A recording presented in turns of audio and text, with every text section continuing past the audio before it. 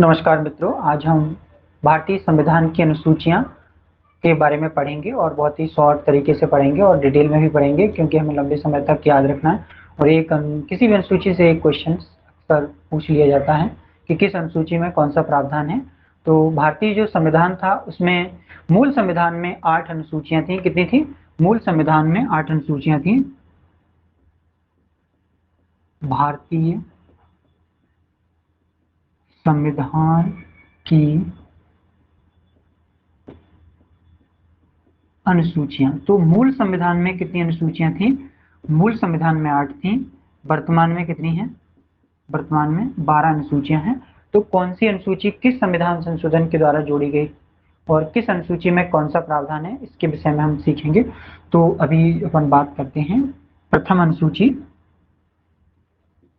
पहली जो अनुसूची थी उसमें क्या था? इसमें संघ और राज्य क्षेत्रों का वर्णन है। प्रथम में संघ और राज्य क्षेत्रों का वर्णन है। संघ और उसके राज्य क्षेत्रों का वर्णन है। प्रथम अनुसूची में क्या है? संघ और उसके राज्य क्षेत्रों का वर्णन। जो आर्टिकल फर्स्ट कहता है भारत अर्थात इंडिया राज्यों का एक संघ होगा, वही प्रावधान किसमें है? पहली जो अनुसूची है प्रथम अनुसूची में है। संघ और राज्य क्षेत्रों का वर्णन है। नेक्स्ट है द्वितीय अनुसूची। द्वितीय अनुसूची में संवैधानिक पदाधिकारियों के वेतन संबंधी प्रावधान। द्वितीय में क्या है? संवैधानिक पदाधिकारी हैं जो भी राष्ट्रपति, राज्यपाल, सीएजी।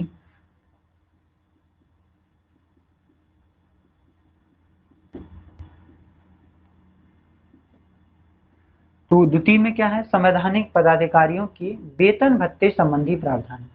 वेतन भत्ते संबंधी प्रावधान है किसमें? द्वितीय अनुसूची में संवैधानिक पदाधिकारियों के वेतन भत्ते संबंधी प्रावधान है। नेक्स्ट देखते हैं हम तृतीय अनुसूची।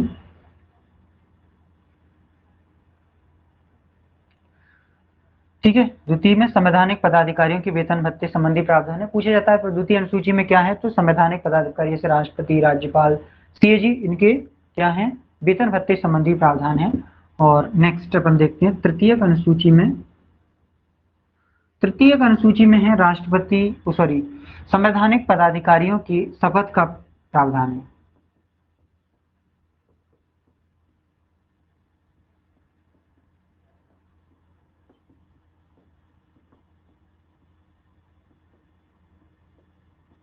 संवैधानिक पदाधिकारी जैसे राष्ट्रपति हैं, राज्यपाल हैं, सीएजी हैं, इनकी शपथ सर्वोच्च न्यायालय के मुख्य न्यायाधीश हैं, जिनका भी संविधान में वर्णन है, जो भी पदाधिकारी हैं उनकी शपथ का प्रावधान किसमें है? तो वो अनुसूची 3 में संवैधानिक पदाधिकारियों की शपथ का प्रावधान।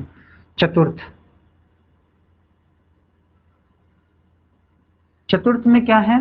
राज्यसभा में स्थानों का आवंटन है। किस राज्य से राज्यसभा में कितनी सीटें होंगी, इस चीज का वर्णन है। तो राज्यसभा में स्थानों का आवंटन है, किस राज्य से कितनी सीटें होंगी।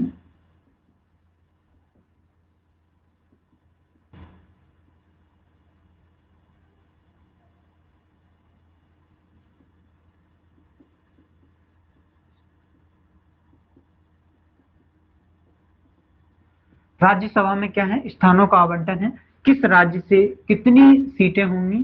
तो ये किसमें है? चतुर्थ में। पांचवी जो अनुसूची है उसमें क्या है? इसमें अनुसूचित जाति और अनुसूचित जनजाति के प्रशासन और नियंत्रण के बारे में वर्णन है।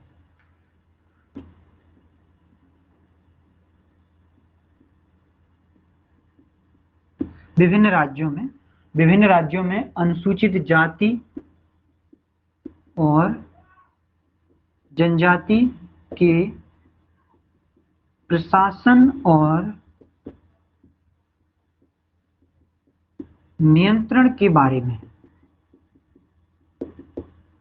अनुसूचित जाति, विभिन्न राज्यों में अनुसूचित जाति और जनजाति के प्रशासन और नियंत्रण के बारे में प्रावधान है।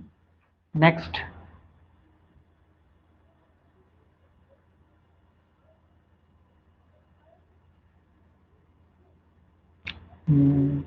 चलिए ऊपर से हटा देते हैं अपन। पांचवी तक हो गई ना अपनी। चलिए छठी। छठवीं अनुसूची में है असम, मेघालय, त्रिपुरा, मिजोरम राज्यों में, राज्य क्षेत्रों में असम, मेघालय, त्रिपुरा, मिजोरम जनजातीय क्षेत्रों के बारे में बताया गया। असम, मेघालय, त्रिपुरा, मिजोरम के जनजातीय क्षेत्रों के बारे में बताया गया इसमें। छठवीं में क्या है? असम, मेघालय, त्रिपुरा, मिजोरम में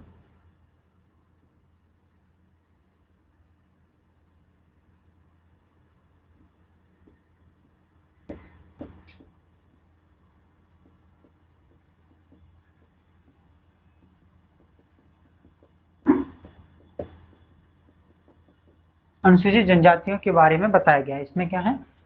असम, मेघालय, त्रिपुरा, मिजोरम अनुसूचित जनजातियों के बारे में इसमें बताया गया। अनुसूचित जनजातीय क्षेत्रों के बारे में इसमें बताया गया। असम, मेघालय, त्रिपुरा, मिजोरम अनुसूचित जनजातीय क्षेत्रों के बारे में इसमें बताया गया छठवीं में। सातवीं अनुसूची में केंद्र और राज्यों के मध्य शक्तियों का बंटवारा है।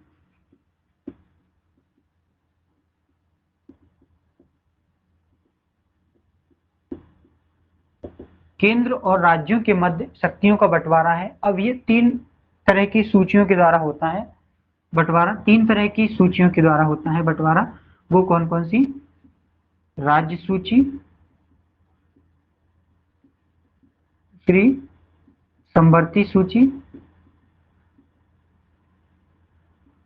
सूची और तीसरी संघ सूची।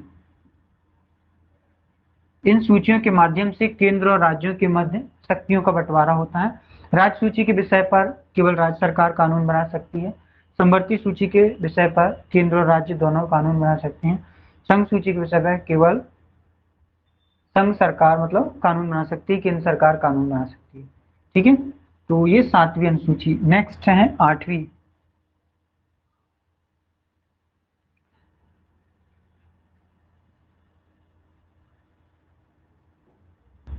चलिए, 8वीं अनुसूची में क्या है? 22 भाषाएं हैं।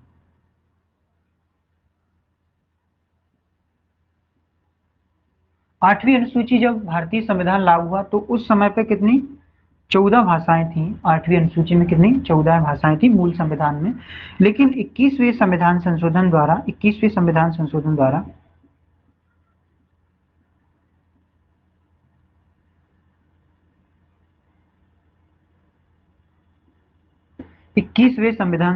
द्वारा 1967 में सिंधी को 15वीं भाषा के रूप में जोड़ा गया। कब?